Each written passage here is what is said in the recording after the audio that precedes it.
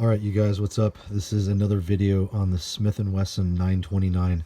Now, you already know this gun. It's awesome, right? It's chambered in 9, 8-shot. One of the things about this was it was accurate, but not as accurate as my 38 specials. And I measured it. The bore is the same size as my 357s. So I thought about how can I make this thing even cooler? What if I put a 627 cylinder in it so I had an 8-shot 357 or 38 special? And that's what I did. So this is a 627 cylinder. When you get it, it's going to be a lot bigger, fatter, right, than the 929. So you have to machine it, face it off until it's the same size as the 929. Okay. We have here an 8-shot 357 cylinder for the 627. It's also an end frame, so it works. And now I can switch calibers pretty easily. Boom. This is my 627 cylinder and totally works. Super accurate. Way more accurate than the 929 cylinder 9mm. You have to hand fit the ratchet, so the hand is going to want to push up and cycle the cylinder and then lock back so you can fire. So you do have to file the ratchets. You can just model them after the 929 ratchets.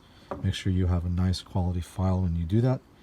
And here's some footage of the 929 with 38 special and 9mm.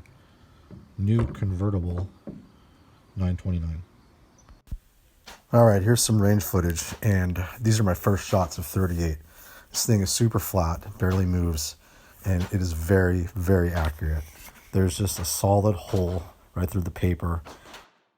I'm going to start off with 38 special for probably, I don't know, 6 cylinders and then move on to 9. But yeah, it's just very soft. You can see some of the blasting come through. That gap I set at 4 thousandths, which is what Smith & Wesson recommends and what they push out when they finish their factory builds. The gap was actually a little bit wider after I machined it. The hole that the yoke sits inside in the cylinder went a little bit deeper.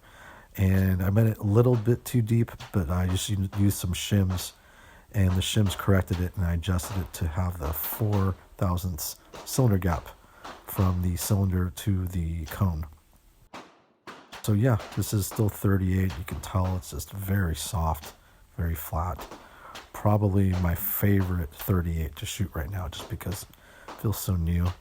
The trigger is nice and sweet. I do think I can loosen up the ratchet a little bit more and smooth it out so the trigger gets a little bit smoother and a smoother cycle.